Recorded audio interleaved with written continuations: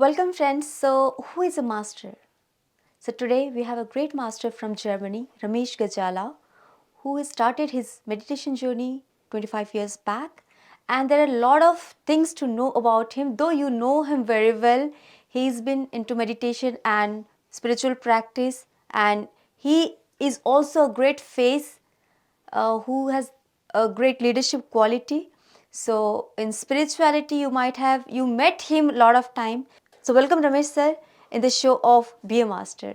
Thank you. Thank you, Kavita. It is wonderful to be with you here and share some of the things that I experienced once I started this journey. Thank you, and I'm so glad to welcome you again.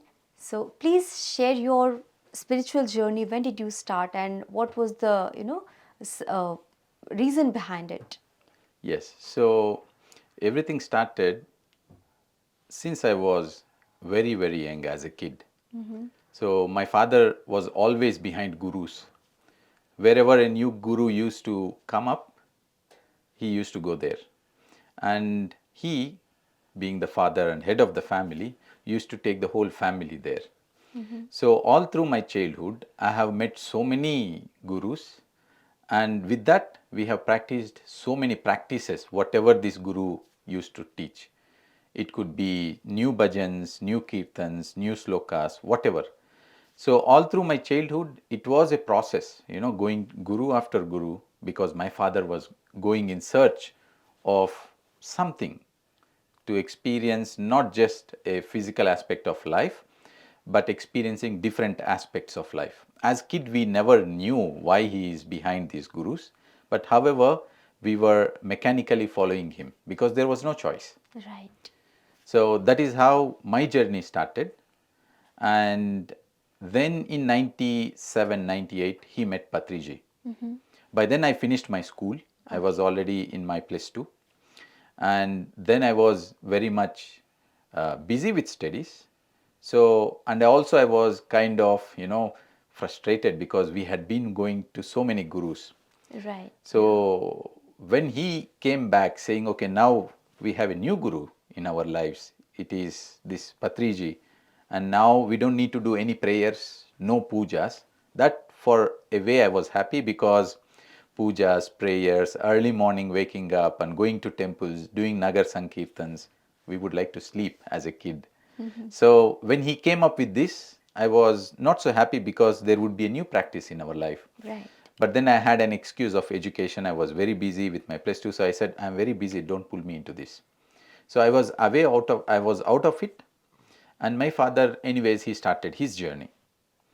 So he did it very seriously, sincerely, and he had a lot of health issues all through his life. Okay. And just within a span of few months of practice, he gave up all the medicines on which he was a continuous dependent. If he did not take a medicine on a particular day, there was some problem the next day. Okay. So then after few months of practice of meditation, he stopped it and he was healthier. Nothing happened. So that impacted me. So that touched me. Then I realized there is something in this new practice he had got into his life. So before that, I was also reading some books, and one of the books that always attracted me was about thought power and mind power. Okay. Okay. So one of my first books, probably I was 13 years. It was about mind power. Okay. Then I started to listen to what he was sharing to the people who used to come to meditation, because once he realized this positive effect of meditation, he immediately started to widely share, talk about it, invite friends, families, neighbors, and our home was always filled with people. And I was with one ear listening what he was talking, and he started to talk about mind power, thought power, and that was the second click. So one was he becoming healthy, and second was he started to speak the language which I read in the books. Okay. Right. So yeah, that connected, those dots connected from your beginning readings and from your father's knowledge through books. Exactly. Right. So then I said I have to try this meditation. So I was still in my plus two. It was, I still remember this first experience, lunch break. I went on my rooftop. I didn't want to tell my parents, my father, that, now I started meditating. So I went on the rooftop. I sat. I had 15 minutes time before going back to college. I said, I will just sit for 10 minutes and I go. And I forgot completely.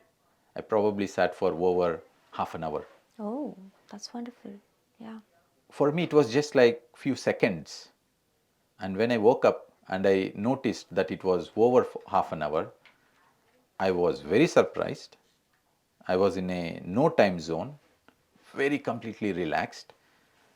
At the same time, I was disappointed because I was missing my class, one of my favorite class, mathematics, Okay. Uh-huh. after the lunch break. So, just before ending the meditation, how I ended was immediate thought came was, hey, it's probably time for your college. Then the second thought came to my mind was, don't worry, you're meditating. The class will not start until you're there. Wow. So these two things came. I did not, pay attention to them. I just ended the session. I looked at the time and I rushed to the college because mathematics, I was very much into mathematics. So I arrived there. To my surprise, once I arrived to the class, there was no lecturer in the classroom. I arrived, I sat, and immediately the lecturer arrived. And his first statements was, he was very disappointed. I was happy because class did not start. Yes, And he yes. came and he said, this is the first time I got in, late. in my 25 years of experience as a lecturer, I came late to a class because he's always punctual. And then he said, I came late for no reason. At that instant, I remembered those last two statements, or let's say thoughts, that passed by my mind in the meditation. I was, I had a feeling that, yes, this is it. That was the turning point. That single meditation, I was fully convinced that this is the practice. So beautiful. Yeah. That thought power Yes. is really a wonderful thing. Of course. Yeah, of course, I was getting something funny thoughts in my mind that you have stopped that person because of your personal reason. Anyways, this is funny. Yeah. So, how's your journey with Patriji and what did you learn from him? So, it's again a beautiful thing that had happened in my life. So, meditation was one thing, and Right, much bigger thing was Patriji. right, So, with meditation, and my father learned from Patriji. So, right. obviously, I Yes. started listening about him. And at that time, there were more audio cassettes. There was no video medium that much as now. So, my father used to have a big rack of his books and big rack of all his audio cassettes, Right. and he used to play them. And I used to listen now and then, and his voice was so powerful. Powerful. When you listen, it's like you're getting attracted towards a magnet, strong pull. And then I started to see him whenever he used to visit our hometown Kadapa in South India. And then what I noticed was he was so very angry, and I was frightened. I was afraid of that. So I was always sitting very much back, attending all his, let's say, attending his meetings whenever he used to come to Kadapa. That was my first impression of him. He was very angry, and his way of delivering everything was so powerful. But then I used to hear when he used to get angry, it was why he's getting angry. So I was very far away from him. So then what happened was slowly I started meditating, and with meditation my understanding of things slowly changed. And in this journey from 1998 until 2010, I was experimenting with meditation. Okay. I was doing intermittently. I was doing only when there is a need. When I was sick, I was meditating. When I was in stress, I was meditating. Whenever there were exams and I need to be up all the night, I was meditating, because little meditation, I could compensate the sleep and I was able to read more. Right. So I was intermittent, but I was experimenting with meditation because I realized that whenever I was sick and I had asthma, dust allergy, few weeks of practice actually, it vanished. Oh. Then I realized this can heal. Although I was hearing all the experiences of people, my personal experience really helped me to understand this is true. So everyone must experiment, and that's how even my journey started. So whenever I was sick, fever, cold, cough, all these things, 20 minutes of meditation, that was my tablet, meditation tablet. No one told me that stop medicines or just do meditation, you will get healed. I was listening, but my personal experience made me believe. So it was your conscious belief, and you were conscious enough that time as well. Maybe though no one told you, but you were practicing unknowingly. Yes. That's So great. my experience was my master, my learnings, my understanding, and my wisdom. Right. Yeah, that's beautiful. So Yes. that way I realized, yes, this is going to heal me. So I completely gave up on medicines. Every time I was now and then sick, just sit and meditate. 20 minutes, half an hour, I'm completely fine.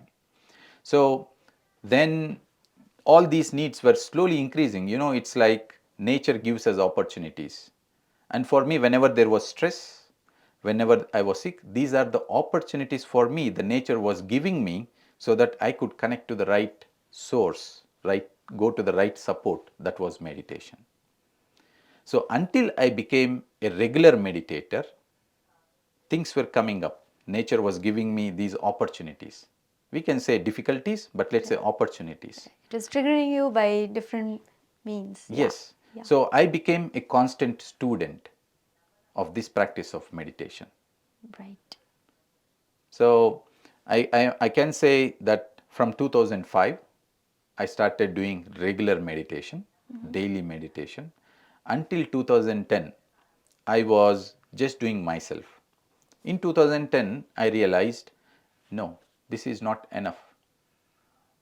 Just benefiting myself is not enough. So I could say that that was a one phase had completed. Then I realized my life purpose was to share meditation to everyone.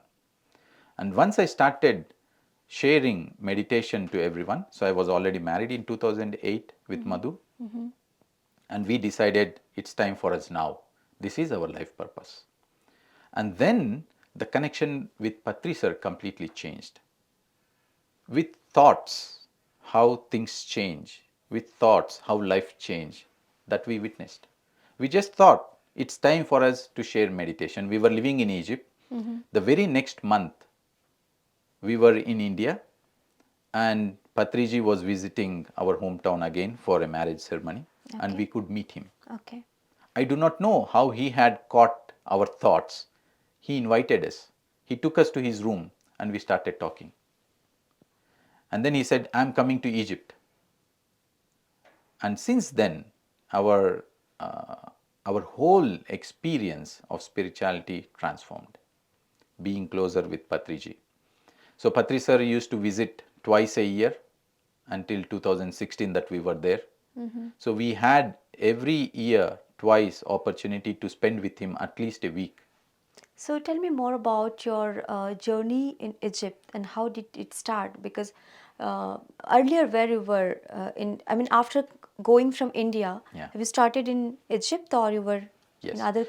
So once I finished my education, 2004 engineering, I was working in India for an year and then I Okay. was deputed to Italy. Okay. So I lived there for 3 years alone. Okay. And that was also one crucial period because there was no external support, external influences, and I could do whatever practice and experience life there for 3 years, meditating, experimenting, reading books. Okay. So reading books intensely started once I moved to Italy. Okay. And then 2008, I got married, and Madhu and myself, we moved directly to Egypt in Egypt. 2008 November. Right. So 8 and 9 and 10, we were meditating. Madhu slowly started her journey. She had her crisis in life, just like, opportunity in life that pushed her towards meditation. Okay. And after her experience, we realized, yes, now we have to share meditation. That was in 2010. So how was the social and other life? Because practicing spirituality and meditation, and how is that country and how was their response? Yes. So there is one thing I would like to share. When you Please. speak about different aspects of life, there Yes. is only one life and there is only one joy. With meditation, there is only one life and everything falls in place. Without meditation, there are so many lives and they will never fit. Anywhere. Yes. There will be crisis without meditation and there will be beauty with meditation. There will be different things without meditation. There will be only one thing with meditation. There will be different emotions in life, but ultimately there will be joy in everything with meditation. So beautiful. So beautiful. Yeah. So that was my experience. So people keep on asking, how would people balance professional life and spiritual life? There are no two lives. There is only one life. We are always breathing. There is only one breath, and that breath is able to take care of different parts of the body. So life is also one. The more we put life into different boxes, the more complex we make it. So, and they fall into different boxes when we are not spiritual. Spirituality means meditation. So, when someone is not doing meditation, they can never see life and experience life because they always look at it in different boxes and they will never fit. The puzzle will never solve. But with meditation, they will be solved, automatically solved. They don't need to solve. It's always in the mind. And when mind is fixed with meditation, everything is fixed. Right. So it's again it's coming to mind power, and we can only solve everything Yes. by meditation. That's beautiful. And So, your next question was how was it in Egypt? So, initially when we started meditation and then sharing meditation with everyone, we thought, it's easy to share to people who know about something about meditation. So, we thought it's our Indian friends. So, that's how we started because that was easier. right. So, we invited Indian friends to our home and then we said, hey, let's sit and meditate. And our journey started that way. And after a week of practice, 30 days of practice, then they said, hey, we want to do it more and more. We want to do it regularly. So, thanks to those friends, because everything starts with the people who are around you. Right. Yes. Later, they faded away, and automatically they have invited their friends who were Egyptians. Then we started having sessions with Egyptians. So, since then, we realized it would be difficult to teach meditation to other national people because they are coming from a different culture, different understandings of life. But we realized no, everyone is the same.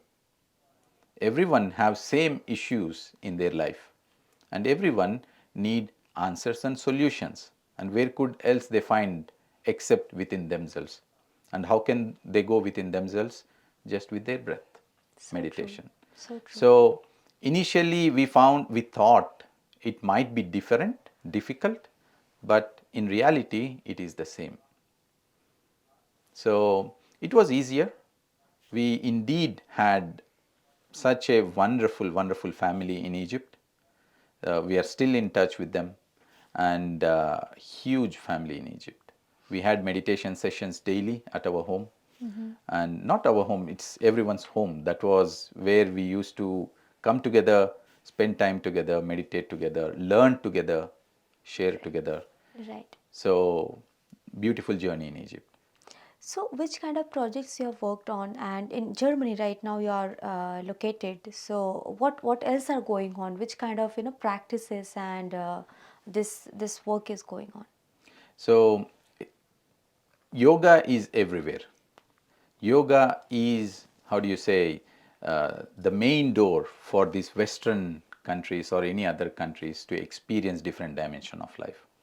So our initial work was also with many yoga schools, yoga centers, and even in Egypt, which is an Islamic country principally, there are at least one yoga center in each street. So many yoga centers. So we approached all these yoga centers, and all the yoga teachers, they understood, they know very well what is meditation. Very true. And we started our journey with them. And slowly we went to schools, colleges, offices, parks, everywhere we used to go. And then we realized once we are available, people are ready to be there, take us somewhere else. So just being present, just being available is enough. And there are thousands, millions of people who are really in need, searching for something like this. So beautiful. Yeah, that's very true. The way we have connected because of our need, it is the same thing with each and everyone. So that is very true answer. Yeah. And one more thing is, we think sharing meditation is difficult, but it is the most easiest thing. We are in the most advanced times. Just sitting at home, we can teach meditation now.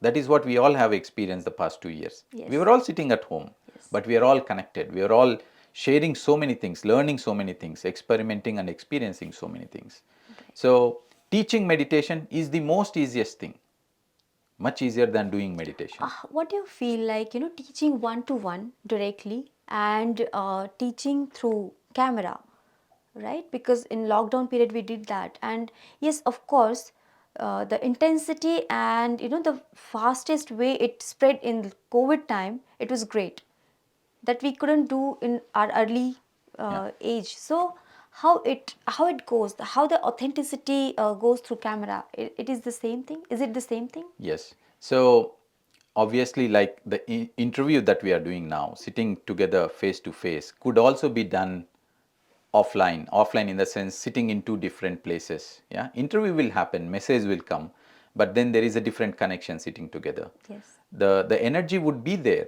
but the way we experience the energy might be different. The energy will be there, it's the same. Yeah, so how we experience that energy could be little different. When we come to meditation, doing it online and physically being and doing it, I think the effect is pretty much the same. And given the opportunity, we grab every opportunity to share the practice of meditation. If someone is available online sitting in US, I cannot travel, I would surely approach a online session and then share the meditation practice. If at all I'm here in Kartal, in Hyderabad or in Bengaluru, and I have a friend, I would go sit with him and talk and meditate together. So we have to utilize every possible opportunity. That's Everything is the best way to share and teach meditation. Yes, so we should go with the way the means is available. That's the best answer. That's the best way. And yeah, we should not waste our time. And whatever we can do, we should do. And of course, the meditation is our own journey. If the person is ready, no matter the how it is coming to us, whether it is directly or through camera, it will be the right way. Yes. That's great. So, Ram sir, coming to my next question, please share your, learnings and takings from Patriji. Yes. So, as I said, when we were in Egypt, we had this. We were so fortunate to meet him so many times. And what I learned from Patriji is friendship. He said the only relationship that one person should have with the other person is friendship. And that I learned. And I could see how equally he treated everyone.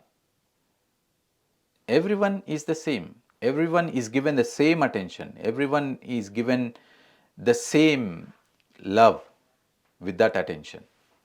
And friendship, friendship, and friendship. So that had transformed me because I stopped looking people with different names as relationship in our lives. Yes, we carry certain things because of a father, mother, and these things, but ultimately the driving force should be friendship. So that is one of the most important things, or one of the most important things I learned from Patriji, seeing how he used to do everything when he was talking with people, interacting with people. This was one thing. Second thing, working. every time I met him, every time I saw him, I never have witnessed a single second that he had wasted. A single second. It's unbelievable. Someone working every millisecond, not second. So I have seen him reading books. I have seen him correcting magazines. I have seen him cutting vegetables. I have seen him cooking. I have seen him talking over phone with everyone, but not a single second that he had wasted. So that inspired me that when I look into my day, how I can well utilize my own time. Work and work, work and work. Work doesn't mean that you are getting tired. Work that drives your passion, that you are passionate about. If you are passionate about cooking, cook it. If you are passionate about teaching meditation, do it. That is your work, because that is where you get your energy. So I really liked that other aspect of his, which is work, continuous work, not a single millisecond wasted. So that was one more thing that really impacted my life. So I keep on looking into myself and ask this simple question many times: what would Patri sir be doing if he was in this situation? And I immediately find the answer. What would he be doing? Okay, he would just do this. Yes, I will do this as well. So that was one more inspiration. And the other thing was reading books.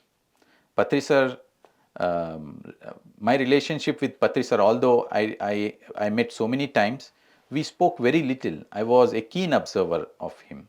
But every time he used to see me, he always used to recommend me books, books and books and books.